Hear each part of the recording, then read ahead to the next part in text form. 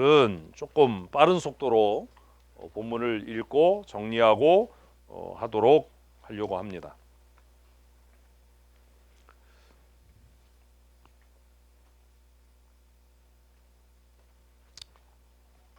5장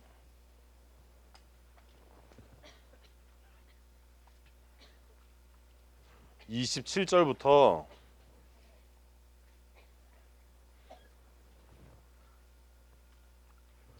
마태를 부르시는 내용이 나와요. 그죠? 자, 함께 27절 읽습니다. 그 후에 예수께서 나가사 레위라 하는 세리가 세관에 앉아 있는 것을 보시고 나를 따르라 하시니, 그 후에라고 하니까 앞에서 사건이 연속된 거지요. 이제 이런 걸 이제 머릿속으로 빨리빨리 정리하셔야 돼요. 그럼 앞에 있는 사건과 레위를 부른 사건이 어떤 연관성이 있기 때문일 겁니다. 그래서 이렇게 쓰는 겁니다. 그래서 그 후에라고 할 때는 앞에 있는 사건과 어떤 연관성이 있어요. 앞에 있는 사건이 뭐예요? 중풍병자를 고치신 거예요. 그죠? 중풍병자를 고쳤는데 모든 사람이 26절 보니까 모든 사람이 놀라 하나님께 영광을 돌리며 심히 두려워했다. 그리고 오늘 우리가 놀라운 일을 보았다. 이렇게 얘기를 해요. 놀라운 일을 봤다. 그런데 그 후에 그 중풍병자를 고치고 또 사람들이 이렇게 서로 고백하고 하는 사건 이후에 이걸 어떻게 연관 지을 거냐. 그건 이제 여러분의 몫이에요. 어떤 연관성이 있다라고 하는 것들을 염두에 두시는 훈련들을 하셔야 돼요. 자, 27절에 누가 등장해요? 예수님이 등장하죠. 또요? 레위가 등장해요. 오늘은 이렇게 등장인물을 중심으로 정리를 해볼 거예요. 예수님 27절에 예수님이 어떻게 하시죠? 나가셨어요. 가시다가예요. 그냥 가시다가 예수님이 어떻게 하셨어요? 예수님에게 걸리는 표현이 뭐예요? 보시고죠. 보시고. 중요한 건 보시고예요. 오늘은 인물 중심으로 이렇게 할 거예요. 빨리빨리 대답하세요. 여기서 사용된 보시고라는 이야기는 힐끗 봤다가 아니라 주목해서 눈여겨봤다예요. 주목해서 눈여겨봤다. 예수님이 사실 이 레위라는 사람이 하는 일을 계속 주위에서 보신 것 같아요. 그래서 그런 단어를 쓴 거예요. 레위는 어떤 사람이에요? 세리라고 어디 써 있어요? 레위라고 하는 세리가 세관에 앉아 있었다라고 얘기하죠.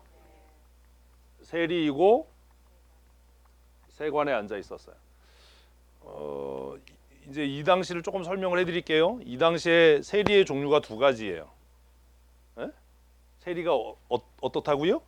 두 가지라고. 빨리빨리 대답을 해야 돼요. 두 가지예요. 입을 뒀다가 먹을 때만 쓰지 말고 대답을 해야 돼요. 어떤 세리가 있어요? 착한 세리, 나쁜 세리. 그럴 줄 알았어. 딱 내 수준이야. 내가 원하는 게 그거야. 직접세를 걷는 세리와 간접세를 걷는 세리가 있었어요. 로마가 이제 그 우리로 하면 주민세죠. 주민세 같은 세금을 거둬서 그 국가를 운영했는데, 로마의 관리가 직접 그 일을 하면 식민지에서 그 나라에 대한 반감이 생기니까 그 나라 사람을 고용을 했어요. 그래서 굉장히 고위공직자로 임명을 했고, 그 사람들은 자기 밑에 징수원을 뒀어요. 그래서 우리가 흔히 말하는 세리라고 하면 뭐 하는 사람이에요? 징수원이에요. 말단 징수원. 근데 그 징수원은 두 종류였어요. 하나는 뭐예요? 직접 집으로 돌아다니면서 세금을 걷어들이는 사람들이 있었어요. 직접 세금을 걷는 사람. 또 하나는 레위처럼 세관에 앉아서 세금을 받는 사람이 있었어요. 직접 다니면서 걷는 세리는 우리식으로 하면 뭐 주민세 뭐 이런 거를 걷는 거고, 세관에 앉아서 세금을 받았던 사람은 통행세 같은 것들을 징수하는 사람이었어요. 그러니까 레위는 간접세를 받는 사람이었던 거예요. 세관에 앉아서, 그렇다고 고위 뭐 공직은 아니고 세관에 앉아서 오가는 사람들한테 세금을 받았던 사람이에요. 그러니까 그 사람이 뭘 하고 있는지 예수님이 그동안 지켜보신 거예요. 지켜보셨어요. 그리고 예수님께서 어떻게 하셨어요? 나를 따르라 하셨어요. 보시고 부르셨어요. 그죠? 이렇게 정리하시는 거예요. 사람의 등장인물에 따라서. 그 다음에 이제 계속 등장인물에 따라서 정리하면 돼요. 28절. 그가 모든 것을 버리고 일어나 따르니라. 그래서 부르시니까 그가 어떻게 했어요? 예, 모든 것을 버리고 따름이에요. 결국 어찌 보면 예수님께서 그를 지켜보셨다라고 하는 표현이 있으니까 그의 마음속에 믿음이 있음을, 그가 지금 자기가 하는 일로 인해서 갈등하고 있음을 보셨던 것 같죠. 그런 것이 보시고라는 단어 안에 함축되어 있는 거예요. 예수님은 어떤 기준으로 제자를 부르셨을까? 그냥 뭐 마구잡이로 지나가다 우연히 불렀나? 많은 세리 중에 왜 하필 레위인가? 이런 질문에 대한 답이 다 어디예요? 보시고, 예, 보시고. 근데 그가 어떤 사람이었길래 그랬냐? 이건 설명 안 해요. 왜냐하면 그걸 만약에 설명하면 뭐가 될 수 있어요? 구원이 마치 우리의 노력이나 우리의 조건에 의해서 결정되는 것 같은 느낌이 있을 수 있기 때문에 예수님께서 살펴보셨다, 예수님께서 집중해서 보셨다라고는 표현하지만 그가 어떤 사람이었기 때문에, 뭐 성실했기 때문에, 열심히 있었기 때문에, 뭐 하나님의 나라에서 이런 얘기를 안 하는 거예요. 자, 29절, 레위가 예수를 위하여 자기 집에서 큰 잔치를 하니 세리와 다른 사람들이 많이 함께 앉아 있는지라. 자, 레위가 뭐 했어요? 예, 잔치를 베풀었어요. 여기다 쓰지 말고 밑에다 쓸까요? 또 우리 이병남 집사님이 큰 잔치라고 있으니까 또 큰 잔치를 베풀었어요. 큰 잔치를 왜 베풀었어요? 예수님을 위하여요? 정말이요? 그런 말 써 있어요? 어디 써 있어요? 29절에 레위가 예수님을 위하여 집에서 큰 잔치를 하니라고 돼 있어요.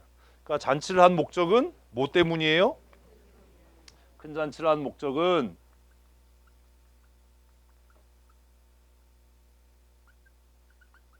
근데 이제 이런 게 문제가 되는 거예요. 도대체 예수님이 뭘 위해서예요? 예수님이 뭘 위해서일까요? 그 얘기 끝까지 안 나와요. 그게 예수님을 위한 거예요? 자기를 위한 거지? 그러니까 그건 자기를 위한 거지. 지금 우리가 조금 아까 했던 아무것도 두려워 말라 그 찬양에도 누가 누구한테 하는 얘기예요? 하면서 모르지요? 내가 나한테 하는 얘기예요. 주 나의 하나님이 너의가 아니라 나의 하나님이에요. 넋 놓고 노래하지 말고. 그래서 자기가 자기한테 권면하는 거야. 야, 두려워하지 마. 너 왜 두려워할 필요 없어. 왜? 내 하나님이 나를 지켜 라고 내가 나를 타이르는 거예요. 새로운 것 같이 그래. 노래를 하면서 진짜 아무 생각도 없이 하나 봐. 예수님을 위해서 잔치했다는 게 도대체 무슨 말이냐? 왜 이렇게 쓰냐 누가는?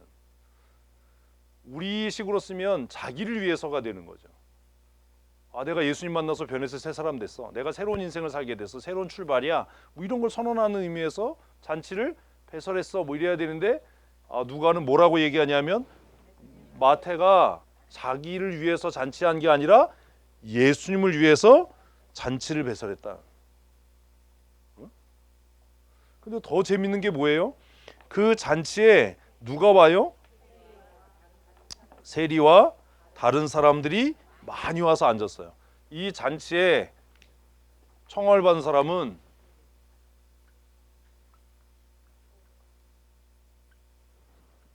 세리들이에요. 세리는 윤세리? 윤세리가 누군지 모르세요? 세리스 초이스를 모르시는군요. 진짜 모르나 봐. 아무도 안 웃어. 이게 웃겨야 되는 건데. 사랑의 불시착을 안 보셨어요? 죄송합니다. 제가 잘못했습니다. 큰 죄를 지었습니다. 거기 회장님이 세리스 초이스.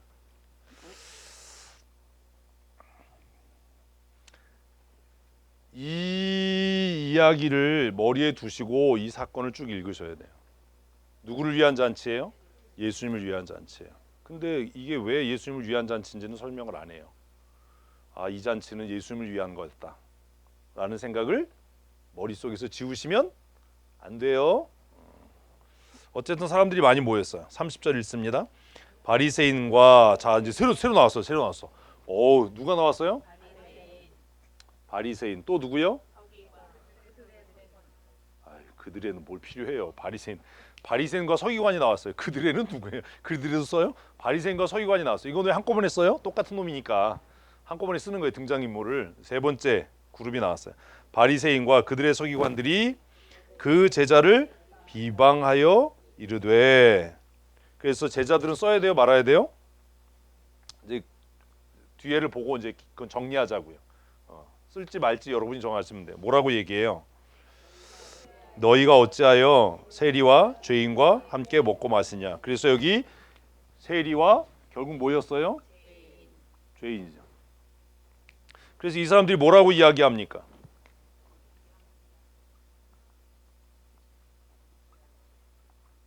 왜 이 못할 일을 하냐라는 거죠. 어찌하여라는 말은 탄식이에요. 어떻게 그럴 수 있어? 어떻게 그런 일을 해? 어찌하여? 뭐요? 세리와 죄인들과 함께 먹고 야라고 얘기해요. 무슨 얘기한 거예요? 무슨 얘기한 거예요? 할 수 없는 일을 했다. 뭐 이렇게 얘기하면 어떻게 율법을 어겼다. 무슨 얘기한 거예요? 이런 게 빨리빨리 정리가 돼야 돼요. 이 정도는 됐잖아. 10년쯤 했으면. 아이, 실력이 그 정도는 돼야지. 회장님 찬스. 죄인과 함께 먹을 수 있는. 써놨잖아 그거. 써놓은 걸 왜 또 얘기를 해요? 공기업 권사님 다시 뭐 중얼거리지 마. 비도 안 맞았는데. 무슨 얘기예요? 상종 안 된 사람. 사랑해서는 안 될 사람은 알아도 내가 사랑해서는 안 될 사람을 사랑하는 죄이기에. 무슨 얘기예요?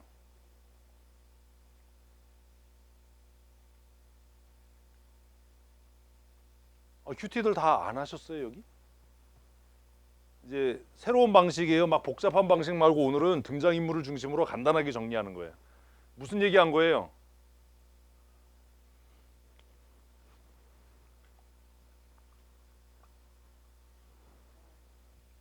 어떻게 부정한 일을 할 수 있냐? 부정한 사람과 함께 식사하면 어떻게 돼요? 뭘 부정해져? 부정해지지 않지. 그 사람들 그렇게 생각했던 거예요. 그럼 세리와 바리새인은 왜 그렇게 생각했어요? 이 사람들은 어찌하여라고 할 때 이 사람들은 외식하는 사람들이었기 때문이에요. 어디에 익숙한 사람들이에요? 거짓 경건이요. 거짓 경건. 응? 이런 게 이제 정리가 돼야 돼. 진장 주력 교육에서는 이 정도는 그냥 쉽게 정리가 돼야 돼. 이게 안 되면 문제가 아주 심각한 거예요, 사실. 읽으면서 빨리빨리 정리가 돼야 돼요. 어찌하여 너희가 부정한 행위를 하냐? 세리와 죄인과 함께 식사하면 너희의 경건이 무효가 되는 거 아니냐? 근데 이걸 예수님을 향해서 하고 싶었는데 예수님께는 못하니까 제자들에게 얘기를 한 거예요. 무슨 얘기 하고 싶은 거예요, 사실? 니네 선생님이 진짜 선지자가 아니다. 아이, 부정하다가 아니야. 참 메시아가 아니다. 니네 선생님이 진짜 메시아라면 이런 부정한 일을 할 수가 없다. 그런 거잖아요. 우리도 이런 외식, 부정, 외적인 경건 이런 거에 속을 때가 많아요. 잘 생각하셔야 돼요. 시간이 없으니까 하여튼 뭐 더 깊은 얘기는 이제 안 해요. 하여튼 그랬어요. 그랬는데 답은 누가 해요? 예수님이 해요. 제자들을 책망했어요. 그러니까 사실 이 책망이 제자들을 향한 비난이 아니었던 거예요. 그지요? 그러니까 세리와 서기관들은 누구를 비난한 거예요? 예, 누구를? 예수님의 뭘? 행동을 비난한 거죠. 정죄한 거죠. 비난이 아니라 정죄한 거예요. 어떻게 그럴 수 있어? 네가 정말 메시아면 어떻게 그럴 수 있어? 네가 정말 율법 선생이면 어떻게 그럴 수 있어? 그렇게 얘기한 거예요. 자, 31절 있습니다. 예수님께서 대답하시되 건강한 자에게는 의사가 쓸데없고 병든 자에게 쓸데가 있느니라. 그래서 예수님께서 뭐라고 이야기했어요? 비유를 말씀하셨어요. 비유. 뭐에 대한 비유예요? 자, 이제 책은 그만 보시고 뭐에 대한 비유예요? 이해 못 하시지요? 이거는 조금 어려워요. 자, 지금 서기관과 바리새인들은 무엇을 가지고요? 율법을 가지고 부정하다라고 이야기한 거. 정하다 부정하다는 율법이 정하는 거잖아요. 율법을 가지고 부정하다라고 얘기했어요. 어떻게 율법을 범하냐? 율법 선생으로 왔으면, 메시아로 왔으면, 너희 선생이 율법 선생으로 메시아로 우리 중에 왔다면 어떻게 율법을 어기냐? 어떻게 율법을 어겨서 부정한 행위를 하냐라고 이야기를 했어요. 예수님의 답은 뭐예요?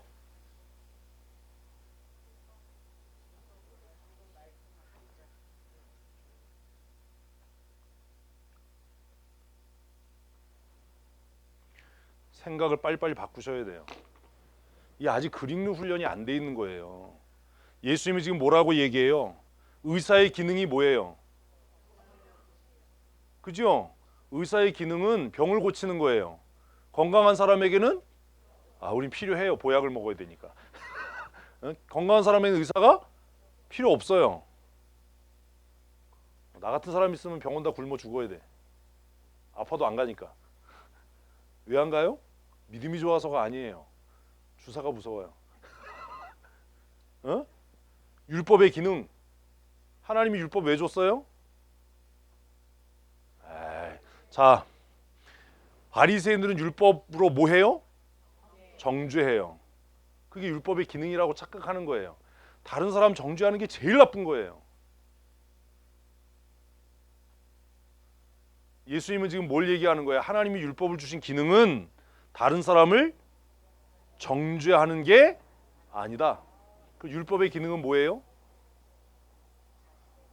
부정한 자를 정결케 하는 거예요. 아니, 나 진짜 똑같은. 아니 이게 진짜. 의사의 기능은 뭐예요? 병든 자를 건강하게 하는 거지요. 의사가 자기 고치나? 율법의 기능은 부정한 자를 정결케 하는 거예요. 그게 비유예요. 건강한 자에게는 의원이 쓸 데가 없고 병든 자에게라야 의원이 필요하다라는 말은 경건하고 거룩한 사람에게는 율법이 필요 없고 범죄한 자들에게 율법이 필요하다예요. 아니 이게 어려워요? 어려운가 봐. 이게 4학년 국어라니까 그냥 4학년 국어. 대학교 4학년? 4학년 국어. 아니 비유는 그런 거야. 의사는 누구에게 필요해요? 병든 자에게. 율법은 누구에게 필요해요? 죄인에게요. 의사는 병든 자를 죽이는 데 필요해요? 살리는 데 필요해요. 율법은 죄인에게 왜 필요해요? 정결케 하기 위해서 필요한 거지 정죄하기 위해서 필요한 게 아니에요. 우리도 이런 죄를 짓는다고 율법을 가지고 자꾸 다른 사람을 뭐 해요? 정죄해서 죽여버리는 거야. 병원 데려갔더니 그 의사가 감기 걸렸는데 죽여버려. 훌륭한 의사지요. 다 그런가 봐. 훌륭한 의사죠. 감기로 입원했는데 죽어서 나왔어. 에? 지금 우리가 그 짓을 하는 거예요. 율법의 기능은 정죄하는 데 있지 않고 그를 어떻게 하는 것? 정결하게 하는 게 율법의 기능이에요. 원래 기능이. 그래서 예수님이 지금 비유로 뭘 얘기한 거예요? 진짜 율법의 기능은 죄인을 어떻게 하는 거다? 정결케 하는 거다. 그게 율법의 기능이다. 너희처럼 율법 가지고 사람을 정죄하고 죽여버리는 게 율법의 기능이 아니라 하나님이 우리에게 율법을 주신 목적은 그 율법으로 그가 어떻게 되는 것? 의로워지는 거다. 정결케 되는 거다. 의사가 병든 자에게 필요한 것은 그 병으로 죽여버리는 게 아니라 그를 건강하게 치료하는 것처럼 율법의 기능은 그런 거다. 에? 이해되셨어요? 아니 이게 뭐가 어려워요 국어가.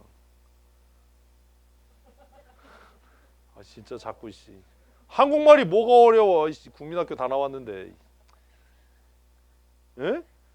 그거를 비유로 설명한 거예요. 비유는 그런 거예요. 의사는 건강한 사람에겐 필요가 없어요. 내가 믿음으로 살고 있으면 율법은 나에게 필요하지 않아요. 율법 없어도 어떠니까? 잘 살고 있으니까. 아니, 내가 건강한데 의사 필요 없어. 의사 없어도 건강하게 잘 사니까. 아니, 이게 이해가 돼야 다음으로 넘어갈 거 아니에요. 건강한 사람에게는 병원이 별 의미가 없어요. 없어도 나 잘 살아요. 근데 병 걸리면 그때 뭐가 필요해요? 의사가 필요하고 병원이 필요해요. 죄 안 지려고 율법이 필요한 게 아니에요. 이 생각을 바꿔야 돼, 머릿속에. 율법이 왜 필요해요? 죄진 자가 거룩하고 정결케 되기 위해서 율법이 필요한 건데, 우리는 그걸로 뭐 하냐면 다른 사람 정죄하는 아주 못된 짓거리를 한다고. 그 다른 사람 비난하지 마라. 다른 사람 정죄하지 마라. 그 짓 하지 마라. 율법의 기능은 다른 사람을 정죄하고 비난하는 게 아니다. 그를 살리는 거다. 율법은 다른 사람 정죄하고 편가르라고 하나님이 주신 게 아니라 범죄한 자를 어떻게 하는, 거룩하게 하고 정결케 하는, 그 얘기를 비유로 말씀하신 거예요. 그리고 32절에 예수님의 사역을 얘기해요. 30 시작. 내가 의인을 부르러 온 것이 아니요 죄인을 불러 회개시키러 왔노라. 그래서 이게 뭐예요? 32절이 뭐예요? 무슨 비유에 대한 설명이 아니고.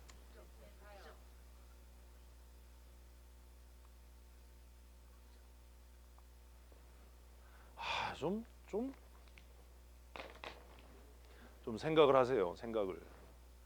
아니, 예수님이 뭐라고 그랬어요? 내가 의인을 보러 온 것이 아니오. 그러면 오신 목적이잖아. 거기 다 써 있는데. 내가 온 목적이 의인이 필요 없어. 나는 죄인 불러서 회개케 하려고 온 거야. 의인은 왜 메시아가 필요 없어요? 어차피 지옥 갈 거니까요. 이해 안 되세요? 이해가? 스스로 의롭다고 생각하는 사람은 메시아가 필요 없어요. 자기 교만과 자기 오만으로 결국 지옥 갈 거니까. 그런데 자기 죄를 깨달은 사람만 뭐가 필요해요? 메시아가 필요하지요. 내가 내 죄가 안 깨달아지는데 무슨 회개가 필요하고 메시아가 필요해요. 내 죄가 깨달아져야 메시아가 필요하지. 그래서 예수님이 오신 메시아 사역의 목적, 메시아 사역의 핵심 가치, 메시아가 왜 오셨어요? 죄인을 위하여. 의인은 필요 없어요. 예수님. 왜 이 시대에 전도가 안 돼요? 죄인이 없거든, 이 세상엔. 왜 죄인이 없어요? 양심이 화인 맞아서 죄인이 없는 거예요. 이해 안 되세요? 잘 살게 되면, 문명이 발전하면, 인간의 지식이 성장하면 스스로 자기를 어떻게 생각해요? 내가 의로워. 내가 품이 있어. 내가 많이 배웠는데 내가 왜 죄인이야? 가난하고 못 살 때는 당신 죄인이니까 예수 믿어야 돼. 그럼 회개해요. 그런데 막 우아하게 차려입고 막 그냥 막 이런 사람한테 당신 죄인이야 그러면 눈 동그랗게 뜨고 뭐라 그래요? 내가 왜 죄인이냐? 내가 대학 나오고 배울 만큼 배웠는데 죄인이지. 대학 나왔는데 한글 읽고 이해를 못하니까. 네? 그래서 물질 문명이 발전하면 전도가 어려워져요. 그래서 가난한 나라 이런 데는 교회만 세우면 미워지는데 왜 그래요? 가난한 게 죄의 결과라고 생각하거든. 아주 샤머니즘적으로. 그런데 많이 배우고 좀 돈 있고 고상해지고 스테이크 좀 썰고 이러면 내가 죄인이 아닌 것 같은 거야. 그러니까 뭐가 필요 없어요? 의인, 메시아가 필요 없는 거예요. 내가 의인이니까. 근데 그렇게 생각하면 다 지옥 가는 거예요. 메시아 사역의 핵심은 뭘 부르러 오는 것? 스스로 죄인이라고 인정하는 사람들을 부르러 오신 거예요. 스스로 죄인이라고 인정하는 사람. 내가 죄 졌어요. 근데 변명하고 핑계하는 사람은 절대로 자기가 죄인이라고 생각 안 해요. 억울하다고 생각하지. 무슨 은혜가 있어요 거기에. 내가 억울하지. 나만 당하고 있고 나만 피해보고 있고 나만 구박받고 있는데 무슨 은혜가 있어요 거기에. 가슴을 치고 내가 잘못했어요 라고 해야 은혜가 있지. 지금 예수님이 그 얘기하신 거예요. 사실 여기까지가 한 단락이에요. 그죠? 자, 33절 그들이 말하되 자 그들이가 누구예요? 얘네들이지요. 자 얘네들이 뭐 했어요? 화제를 돌렸어요. 예, 화제를 돌렸어요. 그러니까 여기까지로 끄시고 다른 이야기를 하는 거예요. 아주 못된 놈들이 이런 짓 해요. 말 돌려서 주제를 흐리고 자기 죄를 감춰버리려고 그러는 거야. 아주 나빠. 그래서 그건 그렇고요. 아주 그냥 절대로 잘못했다는 소리 아니에요. 주제를 바꾸는 거야. 그래서 여기까지가 죄인을 부르러 오신 예수님이죠. 메시아 사역이죠. 그죠? 여기서부터 다른 얘기를 하는 거예요. 누가? 바리새인과 서기관이. 이렇게 이제 정리를 하시는 거예요. 이거를 계속 써도 되는데 계속 쓰면 나중에 우리가 이해하는 게 어려워요. 이렇게 해놓으면 이게 훌륭한 교환이 될 수 있어요. 주일학교 교사들은 이렇게 만들면 주일학교 아이들에게 역할을 맡길 수 있어요. 너 뭐해? 너 레위해. 너 예수님해. 너 바리새인 서기관. 그럼 또 믿음도 개뿔 없는 새끼들이 나는 서기관 안 한다고 지랄을 떨어요. 그럼 그렇게 꼬시는 거야. 대사가 제일 많아. 대사가 제일 많아. 그래서 역할극을 한번 해보게는 공과 공부를 무조건 가르치지 말고 재밌게. 주일학교가 재미없는 건 죄악이야. 주일학교의 가장 큰 죄는 재미없는 거야. 재미없으면 죄야 이건. 주일학교는 재밌어야 돼. 그 역할극을 시켜보는 거예요. 네가 예수님해, 네가 레위해. 그리고 내용은 이런 거니까 대사는 네가 마음대로 만들어. 그러면 재밌잖아요. 다른 얘기가 시작됐어요. 주제를 바꿨어요. 그래서 여기와 요 사이에 뭐가 됐어요? 주제가 변하지요. 뭐라고 이야기합니까? 그들이 예수께 말하되 요한의 제자는 자주 금식하며 기도하고 바리새인들의 제자들도 또한 그래야되 당신의 제자들은 먹고 마시나이다. 자 보세요. 정말 악한 사람들의 공통점이 뭐냐면 다른 사람을 비난해요. 꼭 자기 죄를 가리기 위해서 남을 비난한다고. 자기 잘못은 얘기 안 해. 그래서 이제 뭘 얘기를 하는 거예요? 금식에 대한 이야기를 합니다. 금식. 그래서 이제 둘로 나뉘어요. 패가 어떻게 나뉘어요? 아유, 예수님의 제자 그리고 기타 등등 금식파와 비금식파. 그래서 여기는 뭐 금식파, 여기는 비금식파 이렇게 나뉘었어요. 아니 요한의 제자들도 금식하고 바리새인들의 제자들도 금식하는데 왜 당신의 제자들은 먹고 마시냐? 왜 잔치하냐? 이렇게 이제 시비를 거는 거예요. 1대 0인데 졌다는 얘기 안 하잖아요. 잘못됐다는 얘기 하나 주제를 바꾸는 거야. 이게 아주 나쁜 거예요. 이게 이렇게 가면 이거 상종하지 말아야 돼. 나쁜 사람이. 34절 예수께서 이제 또 써야지. 그럼 또 누구요? 예수님께서 뭐라고 얘기했어요? 그들에게 이르되 또 뭐예요? 아이씨 비유지 무슨 비유예요. 비유. 비유. 뭐라고 얘기해요? 혼인집 손님이 신랑과 함께 있을 때에 너희가 그 손님으로 금식할 수 있느냐? 비유지요. 비유이면서 질문이에요. 그죠? 뭐라고 얘기해요? 뭐라고 얘기해요?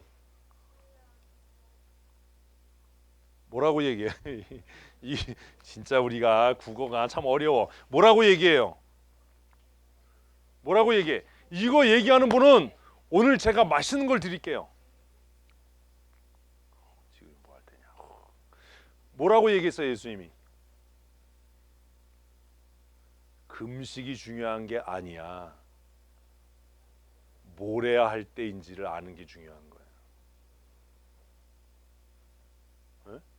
행위 자체가 중요한 게 아니에요. 지금이 뭐 할 때냐를 아는 게 중요한 거예요. 잔치집 갔어요. 잔치집에서 꺽꺽 울어요. 잘한 일이에요, 잘못된 일이에요? 왜 잘못됐어요? 때에 안 맞는 행동을 한 거예요. 에? 초상집 갔어요. 춤춰요. 잘했어요? 잘못했어요? 잘했어요. 원수가 뒤졌거든. 아, 철천지 왼수가 죽었거든. 아, 잘했어. 아주 그냥. 이게 아니잖아요. 어떤 행동이 중요한 게 아니라 그 행동이 그때에 합당하냐예요. 그러니까 예수님이 하신 얘기는 뭐예요?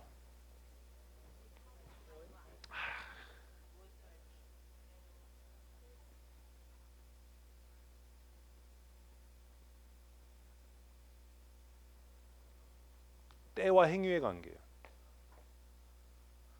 아무 때나 기도하면 됩니까? 기도하는 일이 좋은 일이에요, 나쁜 일이에요? 나쁜 일이지 뭐 맨날 졸린데. 기도하는 일이 좋은 일이에요, 나쁜 일이에요? 대답 못하죠? 기도하는 일이 좋은 일이에요, 나쁜 일이에요, 회장님? 그러니까 그걸 얘기를 하라고. 때에 따라 달라요. 때에 따라 다르다고. 지금이 기도할 때냐? 지금이 찬송할 때냐? 지금이 잔치할 때냐? 이걸 구별을 못하면 그가 하는 행동 자체가 다 악하게 되는 거예요. 제일 중요한 건 뭐예요? 때를 아는 지혜예요. 자, 그러면 고미자 권사님은 권사님의 인생에 있어서 지금이 뭐 해야 할 때입니까? 이렇게도 접근할 수 있어요. 이걸 가지고 집모임을 하면서. 나이가 60이면 이제는 뭘 해야 할 때입니까?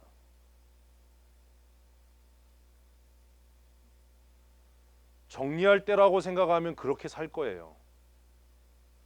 새롭게 시작할 거라고 생각하는 사람은 청년같이 살 거예요. 이건 정해진 게 아니에요. 아까 점심 먹고 은퇴에 대한 얘기하면서 제가 그 얘기 했거든요. 내가 어떻게 생각하느냐, 내가 지금 이때가 무슨 때라고 생각하느냐, 그런 생각 안 하고 산다는 거예요. 어떤 사람은 60을 청춘처럼 사는 사람이 있어요. 어떤 사람은 60을 정말 양로당에 갔다가 버려야 될 인생처럼 사는 사람도 있어요. 왜요? 자기가 그때를 그렇게 만들어 버리는 거예요. 정말 인생에 있어서, 신앙생활에 있어서 중요한 건 뭐예요? 때를 분간하는 지혜예요. 이걸로 성경 공부를 하면 멈추고 기도해야 돼. 하나님, 지금 내가 뭘 해야 될 때인지를 깨닫게 해주세요. 모세는 80의 부름을 받았어요. 어떤 사람들은 80이면 죽음을 준비해야 될 때라고 얘기하잖아요. 그 사람은 그렇게 살 거예요. 모세는 80의 부름을 받아서 120살까지 청년같이 살았어요. 갈렙은요, 80의 나이에 내가 40의 부름을 받았던 때처럼 지금도 청년이다라고 이야기를 해요. 그리고 산지를 구해요. 우리의 문제가 뭔지 아세요? 지금 내가 뭘 해야 될 때인지를 모르는 거예요. 지금 깨어있어 부르짖어 금식해야 될 때인지 자빠져 잘 때인지 이것도 구별을 못하는 거예요. 지금 잘 먹고 힘을 얻어야 될 때인지 이걸 구별을 못해요. 우리는 그냥 물리적인 시간 속에 살아요. 제가 얘기했잖아요. 50 넘어가면 금식하면 안 돼요. 왜? 내 체력이 견디질 못해요. 하나님이 쓰시려고 해도 쓰여질 수가 없어요. 어디서 배워요? 기진한 엘리야에게서 배워요. 나는 우리 조상들보다 못하다. 그러니까 하나님이 천사 보내서 닥치고 먹고 자. 물 먹이고 떡 먹이고 재우고, 그래서 그 음식의 힘을 의지해서 사역의 길을 가게 해요. 성경 읽으면서도 그걸 못 깨달으면 뭐 도와줄 방법이 없는 거예요. 지금은 뭘 해야 될 때냐? 지금 뭐 해야 될 때입니까? 우리 교회는 지금 뭐 해야 될 때입니까? 지금 나는 개인적으로 내 인생에서 뭘 해야 될 때입니까? 지금이 금식할 때입니까? 예수님은 뭐라고 얘기하죠? 지금은 잔치할 때야. 잔치집에 와서 왜 깽판 놔? 지금 잔치하는데 와서 금식하겠다라고 하면 깽판 놓는 거잖아요. 왜 그렇게 인생을 사냐? 잔치할 때면 와서 뭐 해야지요? 함께 춤추고 잔치하고 먹고 마셔야지요.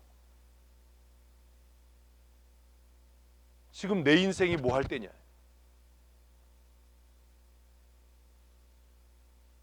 그런 지혜가 있어야 돼. 지금 내 인생은 뭐 할 때냐?